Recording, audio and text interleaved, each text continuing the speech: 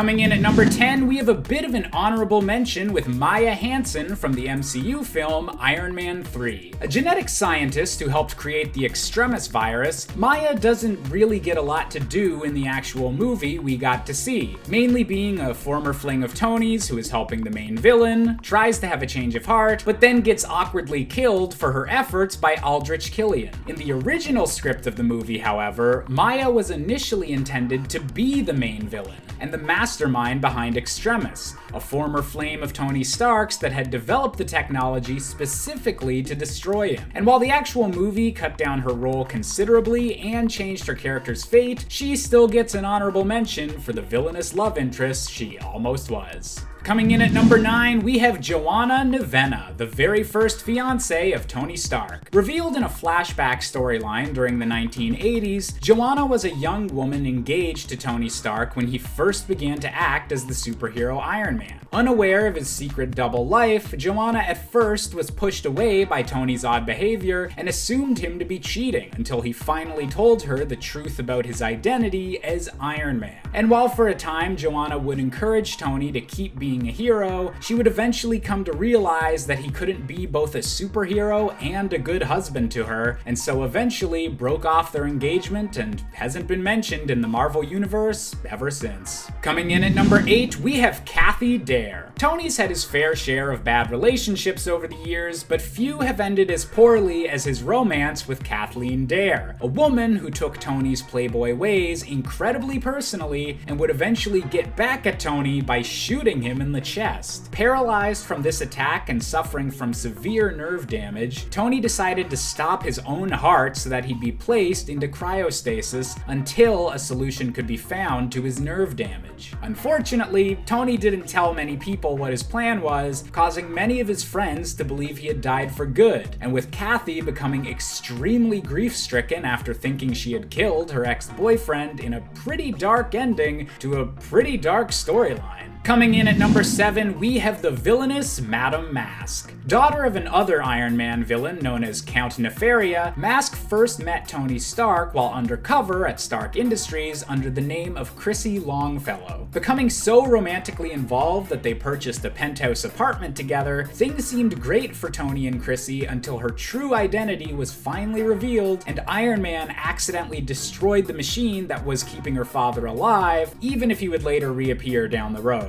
Furious at this turn of events, Madame Mask embraced her true scarred visage and left Tony for good, committing herself to becoming a criminal mastermind and becoming yet another member of Iron Man's Rogues Gallery. Coming in at number 6, we have Indris Mumji. Before he was one of the most beloved superheroes on the planet due to the popularity of the Iron Man movies, one of the most well-known traits of Tony Stark that has since been dropped is the character's struggles with being an alcoholic, and Indris is a character directly connected to that major storyline. Hired by the villainous Obadiah Stane, Indris posed as a bystander rescued by Iron Man and seduced Tony using pheromone chemicals along with her natural charms. Indris was ruthless and continually pushed Tony to relying on alcohol, and then eventually broke his heart at Stane's command, leaving Tony Stark at rock bottom and his drinking problems worse than ever, making this romance one of pure tragedy. Coming in at number 5, we have Bethany Cave. Another woman who met Tony during his heavy drinking phase,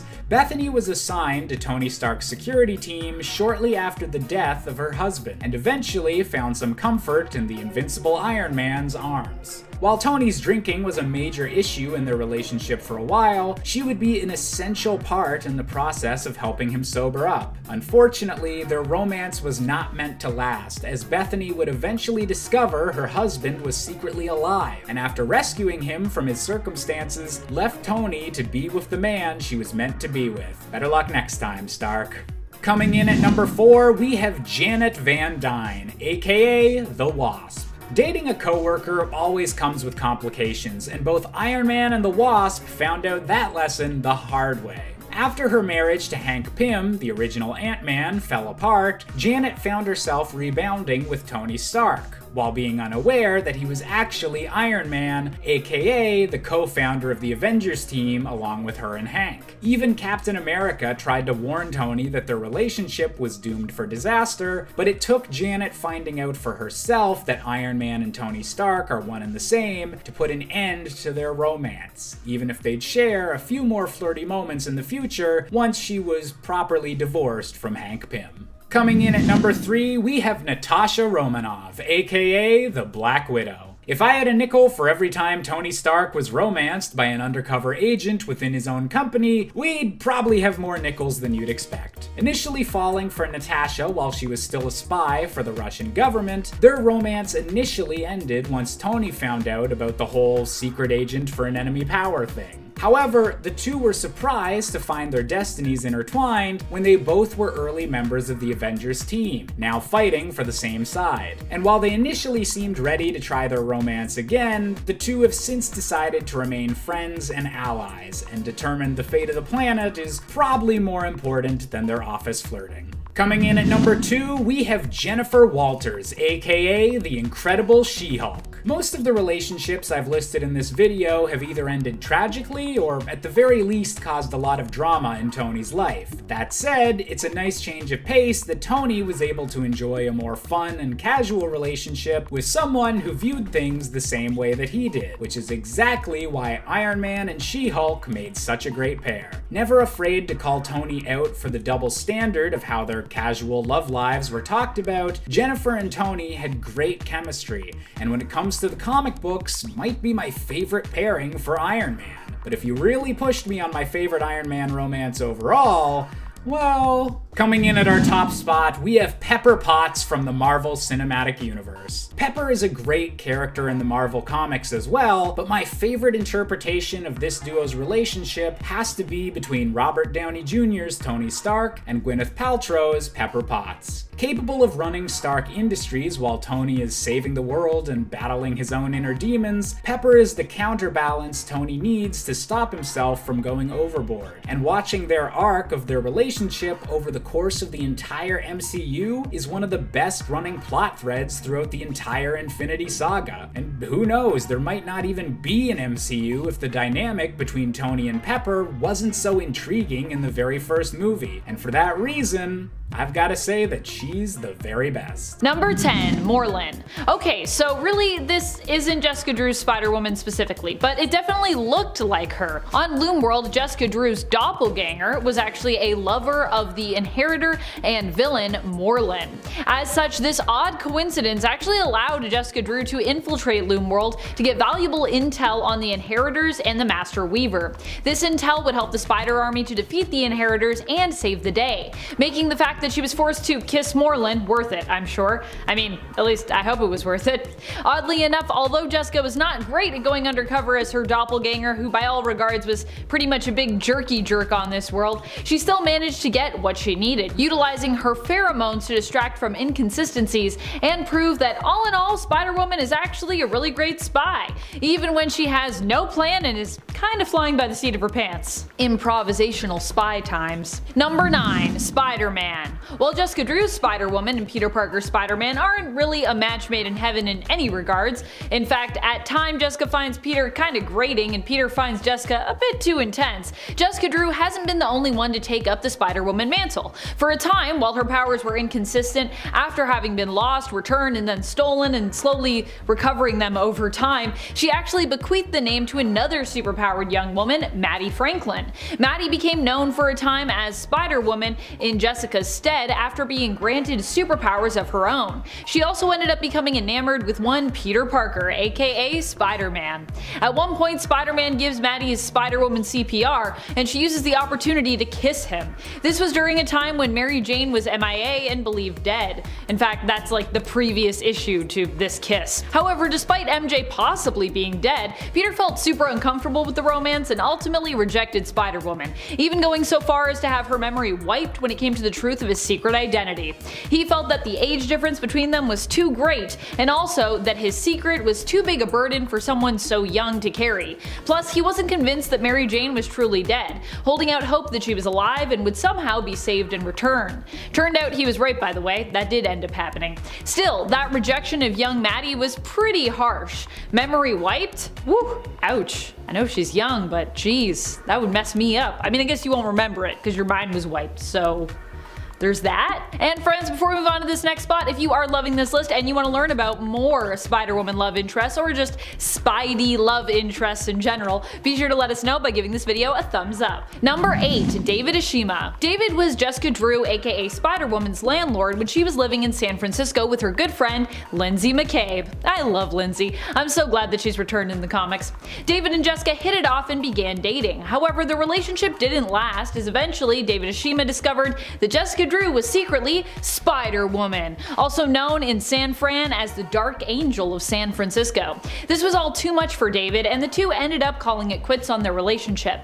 However, it should be noted that this whole ordeal would not stop David from later asking out Kitty Pryde when some of the X-Men came to visit Jessica. Number 7. Shroud. Shroud was the love interest of Julia Carpenter's Spider-Woman. While this Spider-Woman was also married at one point, her husband and her ended up getting divorced, with him getting custody of their daughter, Rachel, due to Julia's unexplained absences as a result of her secret life as the hero, Spider-Woman. The Shroud and Spider-Woman would fall in love when he helped her after she had lost her powers. It was Shroud who helped restore them and also helped Julia to recover from being paralyzed with physical therapy. Unfortunately, the romance wouldn't last, but even after they broke up, the Shroud refused to let Julia go and began stalking her in an attempt to get back together with her because he believed it would help him, fix his life. Yeah, that didn't end well. Julia was like, don't stalk me. Stop that. I'm gonna lay a trap for you. Number 6. Captain Marvel. Carol is really just Jessica Drew's best friend forever, but despite them's being the facts, there are still a ton of people who ship these two together as, well, as more than friends. The chemistry between Jessica Drew and Carol Danvers is really great, which is what makes it easy to accept that they are the best of friends, but some see that there could be more to these two than just a very close friendship. And I cannot deny myself, if either of these women decided that they wanted to date women, you know, they would actually be seemingly pretty perfectly matched for each other. There are times when Carol and Jessica in the comics even sound like an old bickering married couple, and then there are other times where they are so kind, considerate, loving, and loyal to each other that you could believe that they were like divine soulmates. So although this is a ship that isn't completely real or anything, I gotta say, I kinda like it. I kinda like it as a ship, which is why I included it. So if you ship those two as more than friends, that's alright. I stand by it. Put it in your fanfics. Number 5. Jerry Hunt. Jerry Hunt was an agent of S.H.I.E.L.D. who stumbled upon Jessica Drew's Spider-Woman when she was using her powers as a thief, just trying to survive and get by. Or well, she tried to be a thief briefly and then she was like, actually I shouldn't do this. I'll just be a hero instead, even though that doesn't pay anything. Oh boy, how am I gonna eat food? Coming across her path, Jerry managed to unmask Spider-Woman and found her appearance to be familiar. After he was injured, Jessica saved his life, and as he lay recovering at the end of that very first issue of Spider-Woman from the 1970s, he claimed that for whatever reason, he wanted that woman. He wasn't sure if he wanted to catch her or he wanted to love her, but boy oh boy did he want her. Jerry would later recall where he'd seen Jessica before in S.H.I.E.L.D. files where he saw her back in her Hydra days. Eventually, Jerry would end up finding Spider-Woman again, and for a time the two would even date. Jerry would also become an ally to Spider-Woman, helping her fight against villains and even trying to help her learn more about her own mysterious past. In the end, they would decide to break up when Jerry had to go back to London for work. Jess, you see, would rather stay put, and so that was the end of their romance. Number 4. Norman Osborn. For the daughter of Spider-Man, Spider-Woman May Mayday Parker, she'd actually end up falling in love with the descendant of a rival family, the Osborns. It's like a Romeo and Juliet love story. I mean, maybe the Osborns also isn't a rival family, but they're at least a complicated family in regards to their relation to the Parkers, truth be told. There were both good and awful memories there. Normie Osborn, Norman Osborn's grandson and Harry Osborn's son, became May's friend and ally after she saw the tragedy in him when he was Green Goblin and actually helped to reform him. He would end up married to another reformed villain and ally, Brenda Drago, the daughter of the second Vulture. However, before that came to pass, May revealed that she had feelings for Normie. Although he rejected her, citing their 4-year age difference and the fact that her father would freak as reasons, it was later revealed that Normie actually did have feelings for May, when we saw into his comatose visions, where Normie was haunted by his grandfather, Norman Osborn, who hounded him for falling in love with the girl. Also, Normie did really like May, but they couldn't be together. It wasn't meant to be. Number 3. Hawkeye. Jessica Drew's Spider-Woman and Clint Barton's Hawkeye ended up getting together as a result of their time on the Avengers. They both developed feelings for one another and decided to start dating. However, due to some misinterpretation of the boundaries of that relationship, the two ended up calling it quits. Clint thought that he and Jess were keeping things casual, and he ended up having a one-night stand with somebody else outside of the relationship, which Jessica was not happy about when she found out, because she thought things were more serious between them and more monogamous. It also ended on a not so great note, as Jess, upset and hurt, lashed out by physically hitting Clint. Also, let's remember that Jess does have super strength, though I'm sure she wasn't using it there, but still, that makes this moment like even more worse in my mind. Both Clint and Jess made mistakes when it came to the whole situation between them, but fortunately, they were eventually able to move on and become friends again, though awkward moments still arise between the two as a result of this relationship. Number 2. Spider-Man. Obviously, we are once again switching up Spider-Womans for a moment. Although Gwen Stacy of Earth 65 is now known as Ghost Spider, there was a time when she too went by Spider-Woman. She has been known as Spider-Gwen most prominently from a reader standpoint, but within the narrative, Spider-Woman and Ghost Spider are more common names for that character. This alternate version of 616's Gwen Stacy ends up falling in love with a different Spider-Man other than Peter Parker. She is more known for her relationship with and love of Earth 1610's Miles Morales, aka Spider-Man. In fact, there is even an alternate future where these two end up together, settle down, and they have kids. In that reality, they are both heroes and also kind of celebrities because of their heroics. Number 1. Porcupine. Roger Gawking is a fan favorite when it comes to Jessica Drew's romances. He was once the villain Porcupine, who ended up becoming involved in a case that Jessica was investigating as a PI. The spouses, paramours, and villains had been kidnapped and were being kept safe in exchange for ransom money that the villains were forced to pay. When Jessica went to investigate, she found a community of villains' loved ones who were essentially pretending they had been kidnapped in exchange for money, as many of them were victims of abuse at the hands of said villains. In the end, Jessica helped to resolve this conflict while still protecting the community of victims. Roger would go on to become an ally and friend to Jess, and also act as her babysitter after her son Jerry was born. Eventually, it would be revealed that Roger had feelings for Jess, and after believing he'd been killed only to find out he'd actually survived, the two shared a kiss, with Jess confirming that she also had feelings for Roger. More recently in the comics, Jess's busy heroic life, as well as her inability to see Roger as her equal, caused the two of them to break things off. Or more specifically, Roger to dump Jessica. I gotta say though, I kinda get it. I feel like Jessica did not have a lot of time for Roger. Poor Roger. Hopefully they can get back together, maybe? Again? Maybe? Not caught up with my Spider-Woman right now, so if they're back together, please don't tell me. I don't want any spoilers. A few issues behind, friends. Number 10. Hawkeye. Well, some may ship these two, and they have had some flirty moments in the Matt Fraction and David Aja Hawkeye series. They have never really been a thing. Still, that doesn't prevent others from dreaming, and you cannot deny that these two characters definitely have chemistry. Of course, their chemistry likely comes from the fact they are just such great friends. In fact, Clint considers Kate to be his best friend. Sorry, Natasha. At one point, Hawkeye and Hawkeye seemingly share a kiss in the 2016 Hawkeye series in issue number 14. At least, that's what the cover teased. In reality, this kiss wasn't between Clint and Kate at all, but rather Clint and Madame Mask, who was in a Kate Bishop clone body at the time. Oh, comics. Despite even the flirty moments that the two shared in the 2012 Hawkeye series, in the letters column it was more implied that there was no intention for there to be anything romantic between these two, and that Kate was not pining for Clint or anything like that, but simply saw him as her mentor, her friend, and someone who she therefore cared very deeply for. Which meant that yes, he could say mean things to her that would hurt and affect her. There's a whole point where he's basically like, look, I don't want to sleep with you, and people were like, oh my goodness, was Kate like hurt by that? Because does she want to sleep with Clint? I don't know how I feel about that. And they were like, I don't think so. Stephen Wacker, who was the assistant editor, I believe, on that book at the time, was like, yeah, that's not what I saw.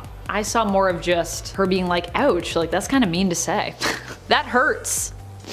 Even though I don't want to sleep with you. I think it would be weird. I don't ship it. But if you ship it, that's okay. Number 9. Jack. Jack was Kate's one-night stand who appears in the 2016 all-new Hawkeye series in issue number 3. The night before, at the end of issue number 2, Kate and her friend and fellow superhero America Chavez decided to go out dancing as part of an attempt to cheer up Kate and help her forget about Clint after the pair of Hawkeyes had a falling out. Jack is the very nice man that she meets on her night out dancing with America. The two apparently hit it off and end up going back to Kate's apartment. The next morning, Jack is revealed to be a super sweetheart who wants to spend the day with his new paramour and also wakes Kate up with a coffee that he went out to get for her after waking up early and being unable to fall back asleep. What a cutie! Unfortunately for Jack, Kate isn't really in a place to be in a relationship right now, so she turns down Jack's offer. Honestly, I think Kate missed out here. Jack also happens to be wearing a lot of purple, which I think is a design signal that they too could have been just perfect for one another. Oh well. Kate had stuff she needed to work out, and at least she was upfront about that. Although America does later comment that Kate's aversion to attachments is making her sound a lot like the wrong Hawkeye,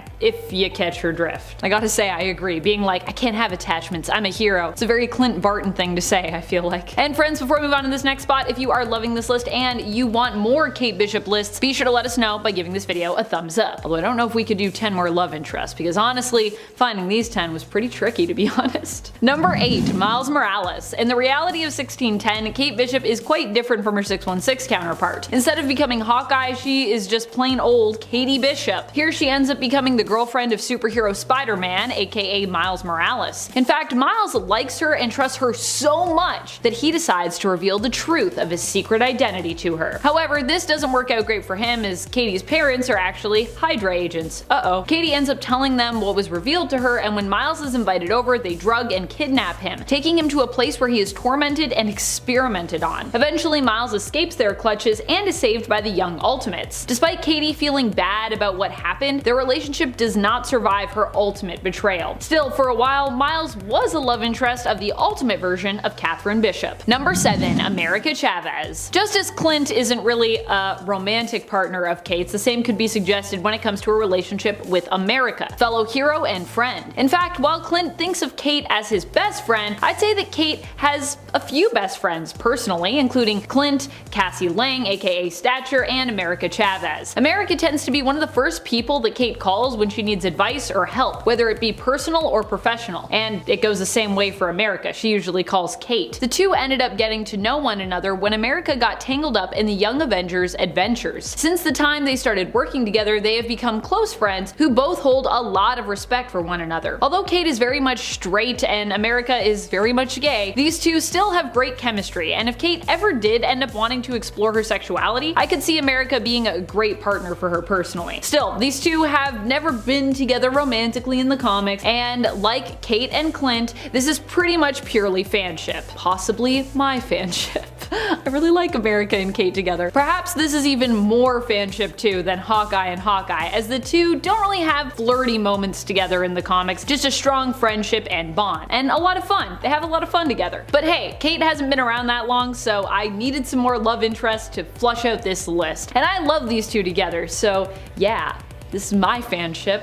Hopefully that's cool with you. Let me know if you also would ship America and Kate if they decided to be a thing. Number 6, Clown. The Clown is Kazimierz Kazimierczak, but people just call him Kazi for short. He was an assassin hired to eliminate Clint Barton's Hawkeye for the Tracksuit Dracula gang, and other interested parties. A lot of interested parties. A lot of people wanted Clint dead. While this might seem like a strange person for Kate Bishop's Hawkeye to get romantic with, she didn't really know who he was at the time. Both Kazi and Kate were at the same party and ended up talking, enjoying one another's company, and then this led to a little bit of flirting at the end. Though Kate never knew that Kazi was actually an assassin who was employed to take out her partner and friend Clint. The two ended up merely sharing a kiss after talking with one another all night until the party they were both at ended. I will say I also noticed in the Hawkeye series when the Clown's MCU counterpart and Kate's MCU counterpart seemed to share a lingering look as Kazi ran away from Kate. I was the only one I feel like that was watching that was like, oh, is it gonna be be a thing? Is there gonna be a thing? There was no romance, but they did have a look. They did have a look. Number 5, Executioner. Not the Executioner that you know from Thor, Scourge to be clear, but rather Daniel Dubois. Daniel is the son of the villain Princess Python. Kate attempted to mentor Daniel, and the two, who go to school together, attended a charity event as one another's date. However, when the Young Avengers seemingly show up on the scene with a supposed Hawkeye complimenting Kate's dress, Daniel began to wonder if Kate Bishop really was Hawkeye as he suspected. In truth, this other version of Hawkeye was not who they appeared to be, and Kate was the real Kate Bishop Hawkeye, obviously. Executioner is a member of the Young Masters of Evil and is later seen among the ranks of the Masters of Evil, just like Kate growing up, just like the Young Avengers, and they all got Avengers membership as well. I'm assuming they all have little Avengers membership cards. I think if you're on the Avengers, you get a membership card. Number 4, Fuse. Fuse is Johnny Watts, who ended up becoming one of Kate's partners and friends when she started Hawk Investigations. As they worked together and spent more time together, he began to develop feelings for Kate. Things got kinda weird when Madame Mask and a clone body of Kate ended up taking things to a more physical and intimate level with Johnny. However, later on, Kate did admit that she had feelings for Johnny, and likewise, he for her. Eventually, Johnny also revealed that he had superpowers when he was forced to use them to save Kate's life. He would take up the name of Fuse and end up joining Kate when she decided to go help out the West Coast Avengers. However, in her latest series, Hawkeye Kate Bishop, it was revealed that the two decided to break off their romance when Kate decided to head back to New York. Number 3, Speed. Tommy Shepard might currently be with Prodigy in the comics, but he is one of my sweet bye babes, and he's also had a thing with Kate in the past as well. In fact, during their time together on the Young Avengers, the attraction between the two even created some tension, as Kate found herself stuck between Speed and Patriot in a sort of love triangle. Who's she gonna be with? At one point, Speed ended up being her kiss on New Year's Eve when the team celebrated the new year together. There are also alternate realities where these two have even ended up married, although it seems more than likely currently that Prodigy could end up being Speed's endgame, at least in my opinion. Regardless, Kate and Tommy definitely have a strong connection to one another and still remain friends to this day, who care about one another a lot and share a strong bond due to their time together on the Young Avengers team. Number 2, Patriot. Patriot has been an on and off romantic interest of Kate's. He is Elijah Bradley, or Eli Bradley, grandson of Isaiah Bradley, who, yes, we met in the Falcon and the Winter Soldier Disney Plus series in the MCU. Eli initially had super soldier-like powers, which he got through using the mutant hormone growth drug, much to the disappointment of his teammates on the Young Avengers. When they found out about this, they were all pretty worried about him, Kate included. In the end, however, Eli would gain permanent super soldier-like powers after receiving a blood transfusion from his grandfather, who himself was one of the first super soldiers to have been created when the US government and military attempted to recreate Dr. Erskine's formula. Patriot and Hawkeye went on a few awkward dates and shared a kiss when they both found themselves trapped under rubble during siege. Number 1, Novar. Honestly, this was a hard one to pick a number 1 for. I feel like it's a toss-up between the top few spots here, but I went with Novar, so take it or leave it. You let me know what you think about that ranking. Novar, or Marvel Boy, is probably one of the greatest, or at least most prominent loves of Kate's life. The two hooked up and then decided to begin dating, but it didn't end up lasting, as Novar revealed that although he really liked Kate, he would leave her for his ex if he was given a chance to be with her again.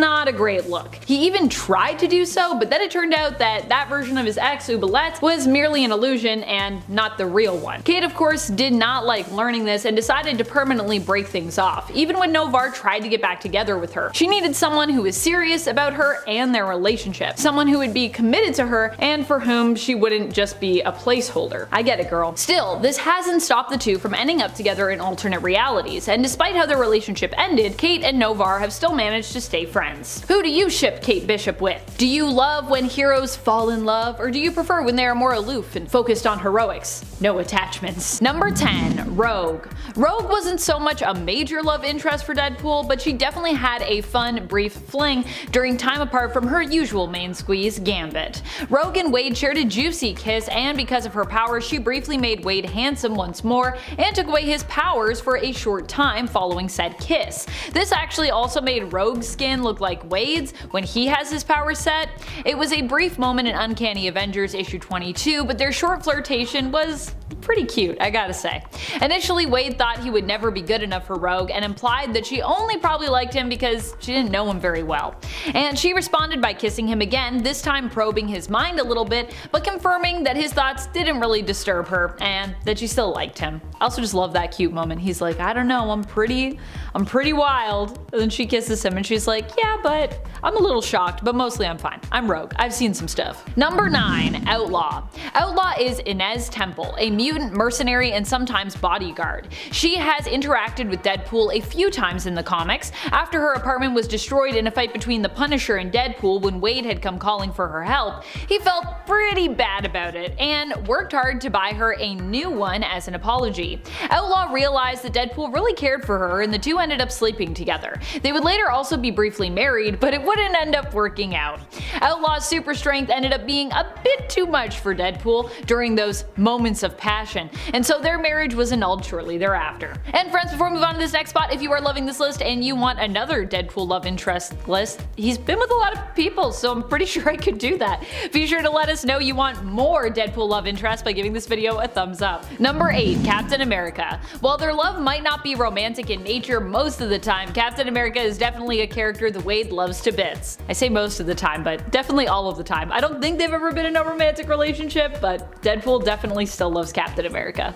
In fact, Deadpool loved Cap so much that even when he had been replaced with a Hydra sleeper agent, Deadpool still followed him pretty much without question, which didn't work out so great for Deadpool, sadly. The real Captain America had been replaced by a Hydra sleeper agent, who was created by a sentient version of the Cosmic Cube named Kobuk, who altered reality by changing Cap's allegiance, believing it was the right thing to do at that time. As such, Steve Rogers would go on to conquer America and become Hydra Supreme. Or that version of Steve Rogers anyways. It was only when it was too late that Deadpool realized the error of his ways. His love of Captain America had blinded him and really led him astray that time, and left him so hurt afterwards that he ended up drowning himself in mind wipe drugs, completely wiping his mind of many of his own past adventures. Sometimes love hurts. Number 7, Carmelita Camacho.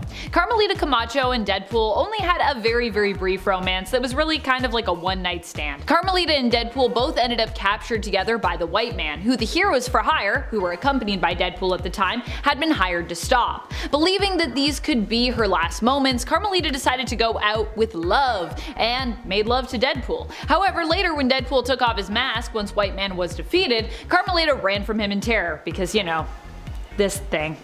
It turns out, however, this brief time of passion resulted in Carmelita becoming pregnant. She gave birth to Deadpool's daughter, Eleanor Camacho. Later on, Carmelita would end up dead after being kidnapped by the villain the Butler as payback. Eleanor, however, lives on, and Deadpool does his best to be a good dad to her when he can, often fighting to keep her safe from his own enemies. But also, Eleanor might be someone super powerful in the future, so hopefully we get to see more of Eleanor. She's super cool. Number 6, Siren. Siren and Deadpool were actually for a time both romantically interested somewhat in the other.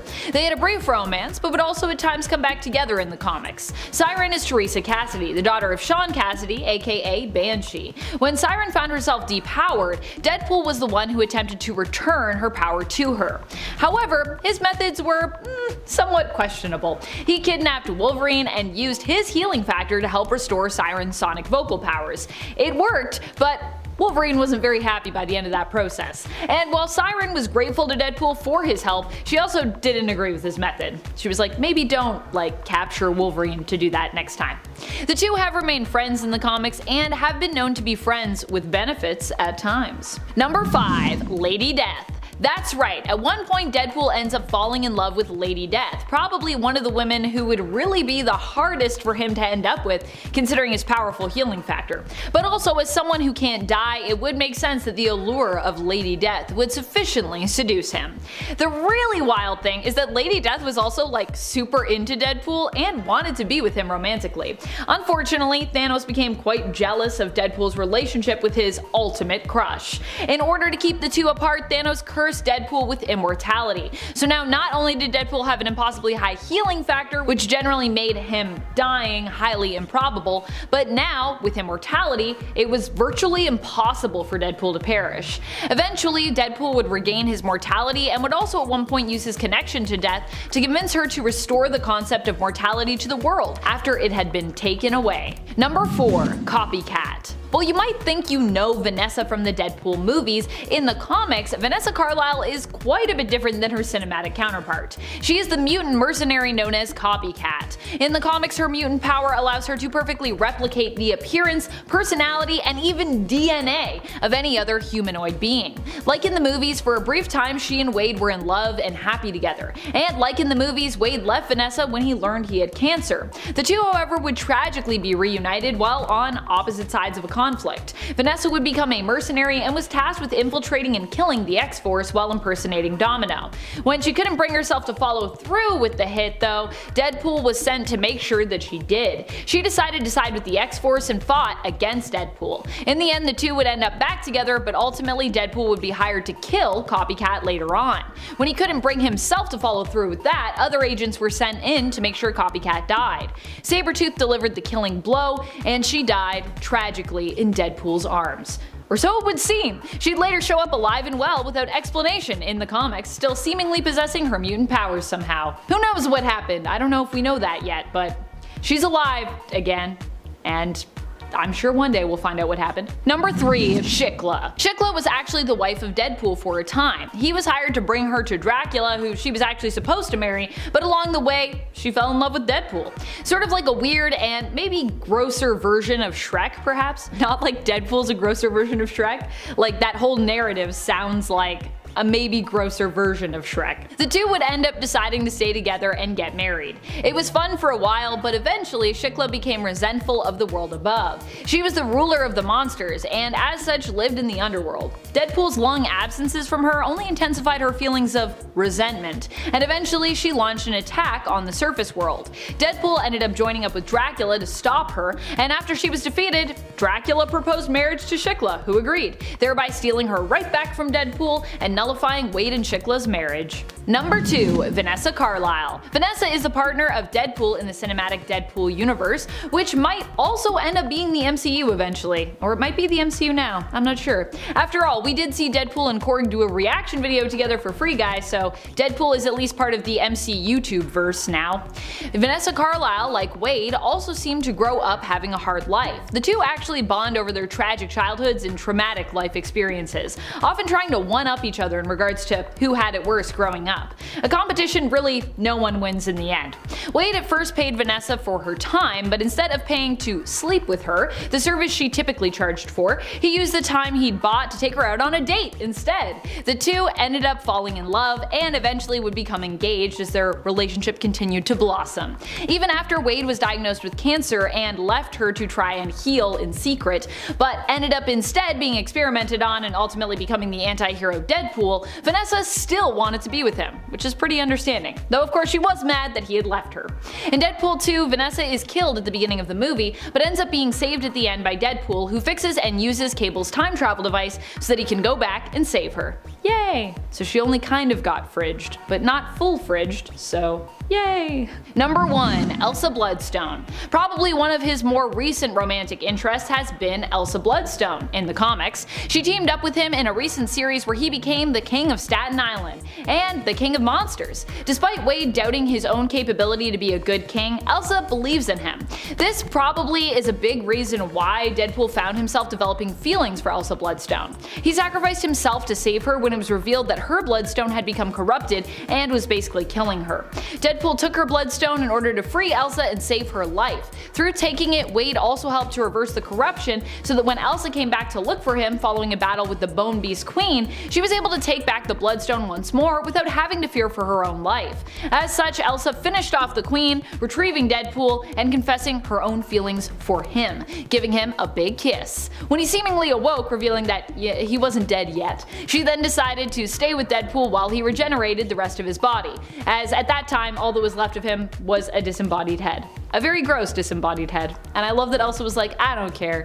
You're gross, but it's fine. I know monsters. I'm cool. Number 10. Mystique. Wolverine has been around for a long time, so it's no surprise that this is a love interest I constantly forget about, but that exists. Mystique has of course also been around for a long time, and is possibly even older than Wolverine. So of course at some point in these characters' history, they had to have worked together and of course slept together.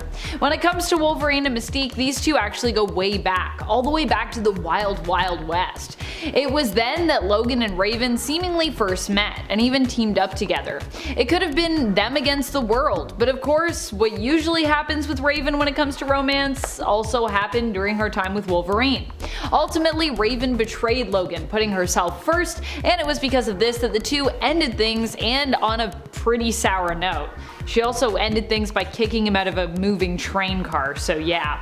Logan's memory isn't always the greatest, but something that he wouldn't soon forget was how untrustworthy Mystique was. Even to this day, he's like, "You suck, Mystique. Also, you're gonna be lonely because you're always betraying everyone." Number 9. Maureen. She might not be from the main continuity, but Maureen had such a profound and life-changing effect on Old Man Logan that even after she and their children together were tragically murdered by the Hulk gang, Old Man Logan never once forgot about her. He even later asks a returned loved, Mariko, to look out for Maureen, who herself, after more than a lifetime of tragedy and literally going to hell and back, is finally trying to live a normal and peaceful life. Mariko, that is, not Maureen, who is dead in Old Man Logan's timeline. Old Man Logan set aside some money so that Mariko could keep an eye on younger Maureen and ideally try to protect her moving forward, as he knew that if her life continued the way it had in his timeline, it would end in tragedy. He was like, I just love her so much, I just want her to be okay. And friends, before we move on to this next spot, if you are loving this list and you want even more Wolverine love interests, I'm pretty sure I could do 10 more. There's a lot of them out there.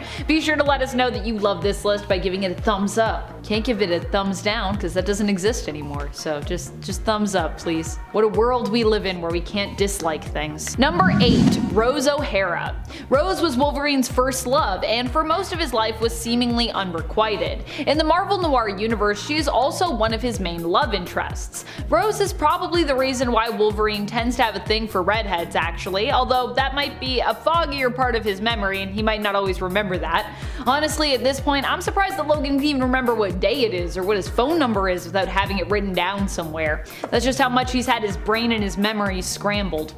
Rose was brought in from town to be a companion to young James Howlett, aka Kid Wolverine, when he was growing up on his parents' estate. Also, just to be clear, he wasn't known as Kid Wolverine, but you know, we know him as Wolverine now, so he was a kid. You know what I'm saying. Rose was also tasked with looking after James, as he was known for being a weak and often sickly child. Rose died tragically when she ended up trying to get involved in a fight between Logan and his childhood rival, who had returned years later, Dog. It was implied then, as she lay dying, that she perhaps also did have feelings for James at some point. Wow, what a time to find that out. Unlike many of Wolverine's other love interests, Rose has not yet returned from the dead. At least, not yet, anyways. Maybe later, who knows. A lot of them do, a lot of them come back to life. Number 7. Yukio. Yukio has been both a lover and a friend to Wolverine, as well as acted as the adopted mother of his adopted daughter, Emiko. Yukio first met Wolverine during her time working as an assassin for Clan Yoshida. Initially, she was Wolverine's enemy, as she actually worked for the head of the clan, Lord Shinjin, who wanted to shame and kill Logan. Yukio would develop an attraction to Wolverine, but at the time he was basically hung up on Mariko Yoshida, the daughter of Lord Shinjin, so nothing came of it. However, it was because of her feelings for Wolverine that Yukio would ultimately decide to help save Mariko's life later on, despite the fact that Mariko was kinda like her romantic rival for Logan's affections. Yukio is also known for being close friends with Storm and a possibly implied romantic interest of Aurora's as well. At least that's how I see it. I feel like maybe not everybody sees those implications. But I don't know, I think I would ship Storm and Yukio, just like I would also ship Wolverine and Yukio. And just like I would also ship Storm and Wolverine. It's a nice little triangle. Little love triangle there. Number 6. Silver Fox. Silver Fox has become a complicated character since her original story as Wolverine's lover. Silver Fox is a member of the Blackfoot tribe and is Canadian. When Wolverine met her, she had recently been widowed and as such began a relationship with Logan, who had recently been accepted into living with her tribe. Silver Fox, however, would tragically die at the hands of Sabretooth, Wolverine's arch nemesis, and a vicious man and a vicious mutant. Later on, however, this act would also end up being tied to Ron, Romulus, who apparently influenced Sabretooth and did a lot of brainwash shenanigans regarding the memories of her death, and who was believed to have been behind it. Wolverine would end up attacking the people of Mount Logan and blaming them for her death because Romulus had him brainwashed to believe that that's what happened, despite Sabretooth having taken credit for killing Silver Fox, and doing so in front of Logan. Silver Fox would also later seemingly return, but it's more likely that this version of her associated with Weapon X, Team X, and Hydra was actually some kind of clone or was an agent who was simply brainwashed and manipulated into thinking that she was the true Silver Fox. Yeah, Silver Fox became really complicated, but she used to be very simple. Number 5. Tiger. One of my favorite of Wolverine's romantic interests has to be Tiger, who is long known as one of the main crime lords of Madripoor. Before that, she was Jessen Hoan, who ended up being kidnapped by the Reavers and later saved by the X-Men.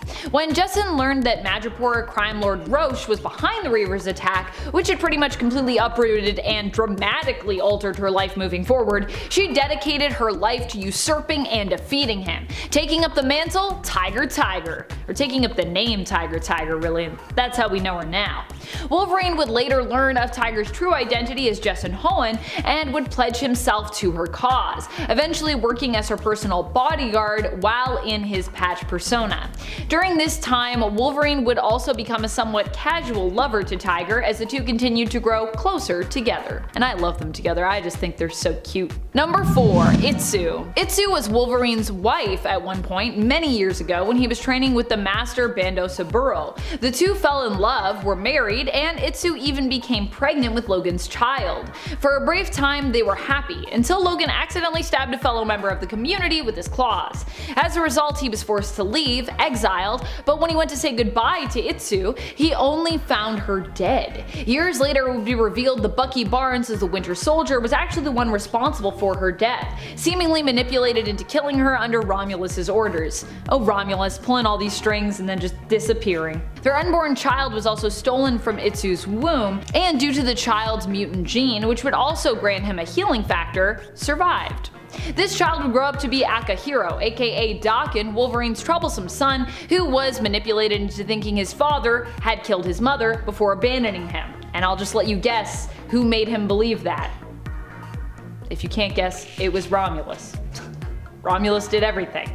And also nothing. Number 3. Jean Grey. Despite these two often not ending up together throughout stories told of them across various mediums, the fact remains that Wolverine will likely always carry a torch somewhat for Jeannie. Jean Grey and Wolverine are generally both never in the right place to end up together, and oftentimes their love story, if they do end up having one in whichever canon or narrative that we're talking about here, ends up being tainted with tragedy. The fact remains, however, that both Logan and Jean often count on one another to do what's right, and even turn to one another when they need someone to lean on in a time of need. Even when Jean is dead, Wolverine still has been known to fight for her honor, and when she has been alive, Wolverine has also been the one to kill her more than once. Needless to say, their relationship is way more than complicated. Number 2. Mariko Yoshida. At this point, Mariko has had a long and somewhat convoluted story, but initially in the comics she was simply the daughter of Japanese crime lord Shinjin Harada, who ruled over Clan Yoshida.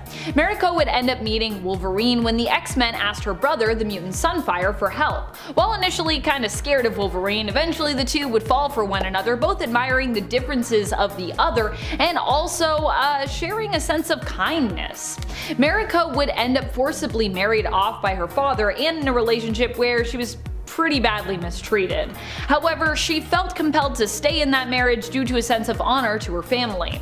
Eventually, however, Mariko would become free again and would even take over as the leader of Clan Yoshida in her father's place. For a time, her and Wolverine were engaged, with her not wanting to be married until she had removed all the criminal ties from her family. In the end, however, Mariko would die in a criminal gang war before she could end up marrying Logan. Mariko ended up poisoned, and Logan helped her death to be less painful at Mariko's behest by making it a lot more brief. Logan would punish her killer by visiting him every year and slicing off a piece of him until he died. This wouldn't be the end of Mariko's story though, as she would continue to pop up as the forced tormentor of Wolverine in hell, and later resurrected as Gorgon's Scarlet Samurai. Basically another lover that we just couldn't leave dead, because yeah. I also love when Wolverine comes to Hell and is like, alright, I'll free you though, Mariko, and she's like, nah, I'm good. Just remember me as I was. I don't want to go back. Like what? They could have had a happy ending there. Oh well. Number 1, Storm. Storm has always been a close friend of Wolverine's and is sometimes known for being his romantic partner as well, especially more recently in the comics. Depending on the reality we're talking about, there have also been universes where these two are firmly cemented as a romantic couple. Even in modern comics, with all the history they have shared as teammates, close friends, and romantic interests, these two's chemistry still manages to surface, and even today, they get pretty awesome flirty moments written in for them, like during the Ten of Swords Otherworld tournament when the two faced off in a drinking contest against one another. The best thing about that, too, was that they both held their own and proved they could match each other. That's the thing about Storm and Wolverine. Both are incredibly strong, both as superheroes and as individuals, which is just a small part of why they work so well together. They're very, like, evenly matched, which I like. And at 10, Mary Jane Watson. After several attempts by Aunt May to bring Peter and MJ together, Mary Jane finally visited Peter's home. However, Spider-Man was away fighting the Spider Slayer robots at the moment. In her visit, she encountered both Betty Brant and Liz Allen, both also competing for Peter's affections. They were captivated by Mary Jane's beauty. Like her mother and sister, Mary Jane had a passion for the performing arts as well. She aspired for a career on Broadway or in film, and she excelled in high school productions. Eventually, Peter and Mary Jane got married on the front steps of New York City Hall, with her uncle, not his because his is dead, Judge Spencer Watson residing over the ceremony. Later, Peter faced a challenging quest to save Aunt May's life after she was shot, which was a shot that was intended for him, but seeking the help of Doctor Strange, they realized that not even magic could cure her, because, you know, she was basically already in the grave. Peter appealed to Tony Stark for help, and he was sent to like $2 million to cover hospital fees, but that wasn't gonna be enough. So Peter sold his marriage to MJ to Mephisto to save his aunt, who has been elderly since the 60s and beyond even the point of magic saving her.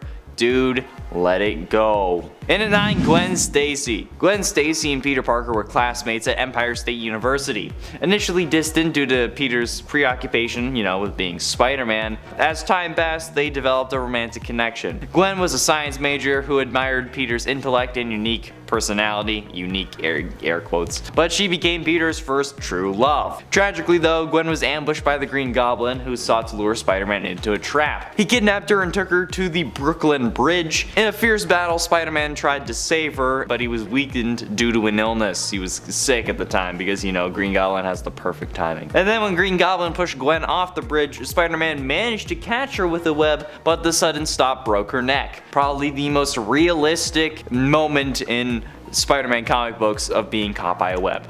Despite being alive during the battle, yeah, she was hanging there, her neck was broken, she ended up passing away due to suffocation, leading her to feel betrayed because, you know, she had only now found out Spider-Man's identity, even though she had been dating Peter. So yeah, that's kind of messed up. Gwen Stacy's death became one of the most heart-wrenching and pivotal moments in Spider-Man's life though, leaving a lasting impact on both the hero and the readers and just, you know, every other Spider-Man media ever. Sorry Andrew, I guess you literally couldn't save her. It was written in the stars. It was a canon event. And at 8, Anna Marconi. Speaking of a version of Spider-Man that's not the mainstream one, you know, Andrew Garfield, let's discuss the Superior Spider-Man and his fascination with Anna Marconi. Superior Spider-Man is actually Otto Octavius, who prior to the Superior Spider-Man storyline had brain swapped with Peter. Yet a piece of Peter was still there in his own body. I mean, I'd hope so, because, you know, it's a freaking brain swap. That's kind of weird to begin with. Who eventually ended up convincing Otto to be a hero, although he was a darker one. Doc Ock was up to some really shady stuff while pretending to be Peter as well. Since Peter was young, handsome, and in shape, he had actual women in his life. So Otto tried his luck at getting Mary Jane to sleep with him, but failed miserably, thank the Lord. So when things weren't going well, he went to Anna Marconi, whom Otto, Peter, Peter started dating. She had no idea what the real situation was, because I mean, if he had said anything, she probably would have had him committed. And while it's unclear if they ever like hopped on the good foot and did the bad thing, to quote Austin Powers, it's obvious that things were at least going in that direction. Okay, Otto was in love with her, which was a surprise since he decided to give Peter back his body to save her. But still, it's still a horrific story and like immoral in the highest order. But hey, it's a Spider-Man love interest, so there you go. It belongs on this list. Jesus Christ. And at 7, Carly Cooper. Man, Peter Parker, Carly Cooper, what is with the alliteration in Marvel Comics? Carly and Peter dated for a brief time, with Carly breaking up with him after finding out that he was Spider-Man. In spite of their past relationship though, Carly helped Peter track down the Vultures, and their leader, the original Vulture, well, the new Vultures. It was like a gang of them, and their leader, who was Adrian Toomes. Afterwards, Carly dated Detective Walker Bolt up until his death, and when Dr. Octopus switched minds with Spider-Man, Carly was the only person to be told by Doc Ock that he was actually Peter Parker moments before his death. So like the Doc Ock body was actually Peter, right? So Carly was the only one who knew that. Or maybe it was that Doc Ock told her that he wasn't Peter's body before Doc Ock died. I'm not exactly sure, I'm a bit hazy on the details. Anyways, Carly began to investigate if what she was told was true, and it was. With assistance from Yuri Watanabe, she was able to confirm that Otto was in possession of Peter's body and that Peter had died. She visited his grave, but was surprised when it caved in, revealing that the body had been secretly exhumed. Carly was then ambushed and taken to the Goblin Underground, where she was interrogated about Spider-Man's true identity, but hey, they still dated, it still counts, it's going on the list. Alright, I'm going weird with this. I'm not gonna go everyone that everyone already knows.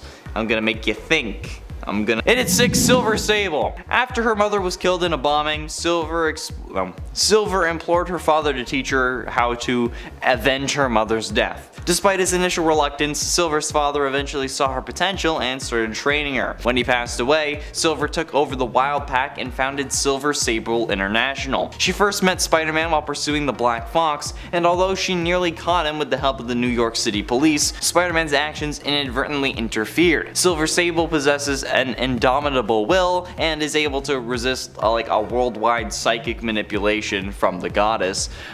She is also very skilled in hand-to-hand combat, martial arts, marksmanship, sword fighting, and gymnastics. Attaboy Peter. And she's also an expert strategist and leader, capable of quickly assessing the strengths and weaknesses of opponents. Silver Sable has even managed to hold her own against the Punisher, but yeah, her and Spider-Man dated. Halfway through at number 5, Betty Brant. Now, Betty got married in Amazing Spider-Man number 156 and then headed off to Paris for a honeymoon that doubled as a work assignment for her new husband, reporter Ned Leeds. However, in Amazing Spider-Man issue number 183, we see Peter propose to Mary Jane and her turn him down, which puts him in a pretty dark place. Wonder why? Which means that when Betty shows up in Peter's apartment in Amazing Spider-Man number 184, there are going to be some issues. However, Betty claims that she has left Ned on their honeymoon while also on assignment together. But here's the biggest kicker. She never told Ned that she was leaving him. Yeah. And then she still intends on sparking a romantic relationship with Peter. He ends up shutting her down in number 186, telling her that he can't be with her, but she doesn't take no for an answer, and in issue 187, she makes her own move and just goes for the kiss, saying, "Shut up darling, just kiss me." The next panel then cuts to a few hours later, which sparks the debate whether he and Betty ended up bumping more than just their lips,